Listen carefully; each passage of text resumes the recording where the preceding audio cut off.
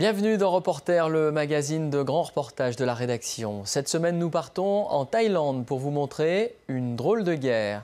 La guerre des ramasseurs de cadavres. Avec un taux de criminalité très élevé, un accident de la route toutes les 30 minutes, vous allez voir comment de respectables fondations ont transformé un service public en véritable business. Plus de morts ramassées permet plus de revenus en donation dans un pays où les rites funéraires sont très importants. La course aux cadavres, une course au profit où tous les coups sont permis, c'est un reportage de Cyril Payen et de Régis Desconclois. Ce sont les sirènes des anges de la nuit bangkokoise. À 150 à l'heure, dans les rues somnolentes de la capitale thaïlandaise, ils filent vers des scènes d'épouvante, de sang et de mort. Eux, ce sont les ramasseurs de cadavres, des centaines de volontaires qui se déploient tous les soirs de l'année aux heures tragiques quand les chiffres de la criminalité et des accidents commencent à s'affoler. La journée de travail d'un ramasseur de cadavres commence quand finit celle des autres. Cela fait 20 ans déjà que Montri vit à l'envers.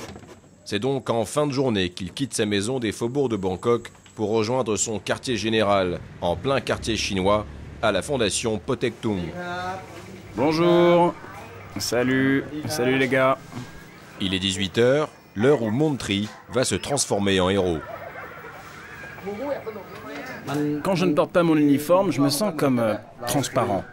Et c'est vrai que quand j'enfile ma seconde peau, alors là je me sens immédiatement investi d'une responsabilité. Je fais corps avec ma fondation et d'un seul coup, je suis prêt à voler au secours de la société. Les hommes de la fondation Potek-tung sont très bien vus dans la société thaïlandaise.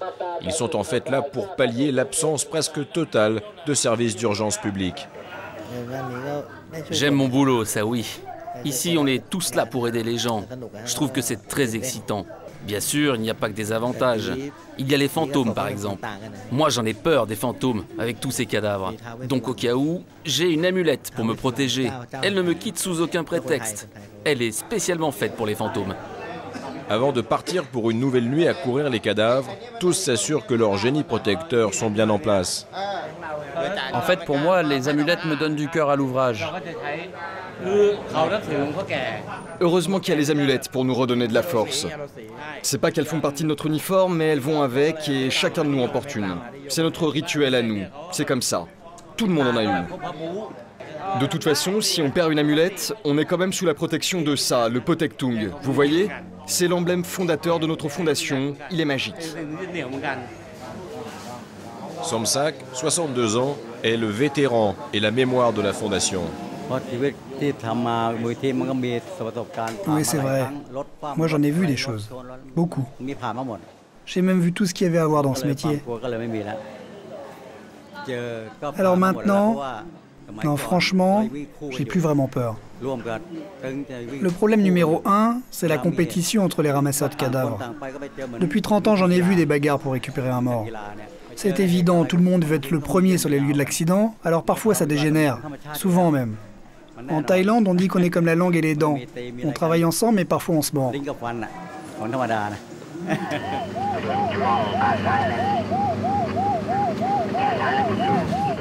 Tout n'est donc pas rose au royaume des anges de Bangkok, car il y a de la concurrence sur le marché de la mort.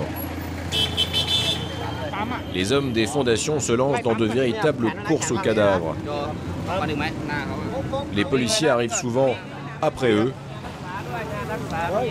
et ils jouent plutôt les figurants. La seule règle, c'est les premiers arrivés, les premiers servis. Moi, mon travail, c'est la partie légale. Après, les fondations s'arrangent entre elles. Ce n'est pas mon problème. Ce soir-là, en effet, la Potek-tung n'est pas seule. Si c'est possible, on essaie de travailler main dans la main, pacifiquement. Mais quand même, on fait tout pour arriver les premiers. Parce que si on arrive en retard, pas de corps. On s'occupe de la circulation, on sécurise le périmètre pendant que les autres emmènent les cadavres. Comme ce soir. Je mentirais si je disais que parfois, il n'y a pas de tension avec les autres fondations. C'est vrai que cela ne se passe pas toujours bien. Il n'y a pas de problème ici. Oui, enfin, parfois on se bat. Une course contre la montre pour récupérer des morts, des rixes entre secouristes. Décidément, on est loin des confidences angéliques du quartier général de Potek-tung. Pour couronner le tout, une patrouille de la police semble suivre les secouristes. L'opération de communication de la fondation est en train de déraper. Allez, tous ici, dépêchez-vous. Faut que je vous parle. Montry doit recadrer ses équipes. Il est en colère. Du coup, involontairement, il va briser le tabou. Vous n'avez pas remarqué quelque chose de bizarre là, hein? Les flics nous ont suivis. J'étais à peine sorti de la voiture qu'ils sont venus me poser plein de questions, alors bravo. Quand vous vous rendez sur une opération, faites très attention, certains concurrents sont armés. Certains d'entre vous se souviennent sûrement très bien que dans le passé on a eu des problèmes. Vous savez que la police nous a à l'œil, qu'ils attendent un faux pas. Pourquoi ils nous suivent? Hein, pourquoi selon vous? Je vais vous le dire, moi, c'est à cause de votre comportement violent, de toutes ces bagarres. Alors je sais pas et je veux pas savoir ce qui a pu se passer, mais on a été dénoncés. Donc vous faites très attention. Quand vous êtes en opération, vous faites votre boulot, point à la ligne. C'est compris? La guerre des ramasseurs de cadavres a défrayé la chronique thaïlandaise il y a encore quelques années.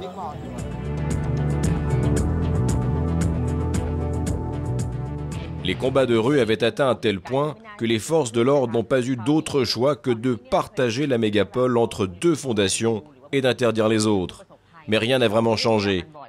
Sur ces images récentes, des ramasseurs de cadavres règlent leur compte avec un concurrent. La seule différence, c'est qu'aujourd'hui, plus personne ne doit en parler. L'envers du business des morts est désormais confidentiel. Yaowarat, le quartier chinois de Bangkok. C'est là, il y a un siècle, qu'est née la fondation Potek Tung. Ici, on croit fermement qu'une mort violente interdit à l'âme de reposer en paix. Il faut donc offrir aux défunts des rites funéraires, sinon, point de salut. Chaque jour, ils sont des milliers à venir se recueillir à la fondation pour prier pour l'âme des morts et faire du mérite bouddhique pour leur vie future. Évidemment, le plus il y a de morts, plus le mérite est grand. Je viens faire des offrandes à la fondation. Et ensuite, je prie pour ma propre vie. Mais je ne demande rien à personne. J'espère simplement que ma donation sera vue par les esprits et que j'obtiendrai des mérites en retour. Ceci n'est pas une banque, mais le bureau des donations de la fondation.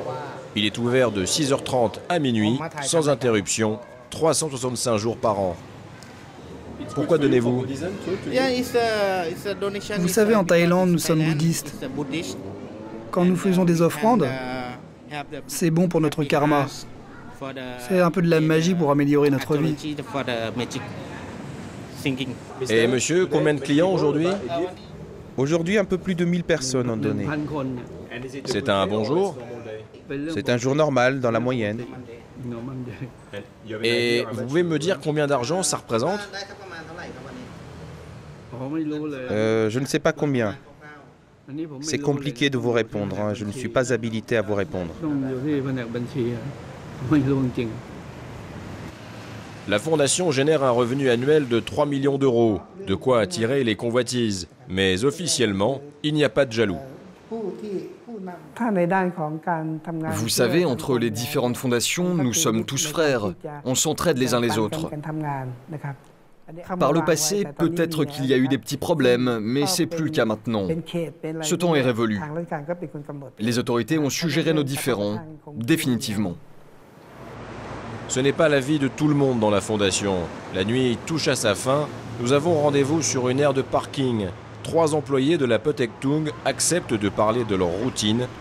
Vous voyez, on peut encore voir l'impact de la balle. Ils ont tiré ici. En l'occurrence, être la cible de tirs d'armes à feu.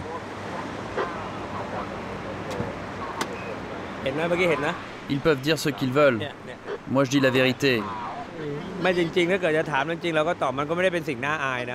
Ce que j'ai vu et ce que je vis au quotidien. Normalement, la consigne est qu'il faut la fermer. La fondation nous a prévenus qu'elle démentirait si on racontait la vérité. Moi, je m'en fous. Mais ce que je vous montre là, c'est secret. Et ce n'est pas tout. J'ai eu de la chance. Mais beaucoup de mes collègues ont été blessés. C'est toujours des attaques après une opération. Les concurrents en font une affaire personnelle. Je ne sais pas comment il n'y a pas déjà eu de mort. Les conséquences dans la rue sont parfois terribles.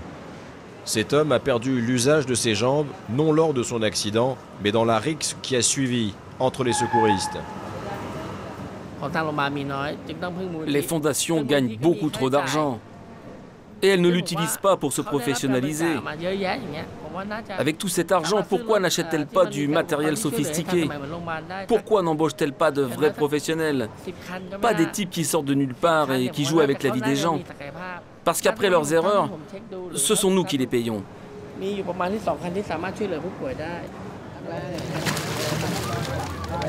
La course au cadavre serait donc aussi une course au profit. Plus de morts permet plus de revenus en donation. Avec un taux de criminalité très élevé et un accident de la route toutes les 30 minutes, les ramasseurs de morts n'ont pas fini de hanter les rues de Bangkok. Et c'est la fin de ce magazine. Merci à vous de l'avoir suivi. N'oubliez pas que vous pouvez voir et revoir nos reportages sur notre site internet france24.com. À bientôt pour un nouveau numéro de Reporter.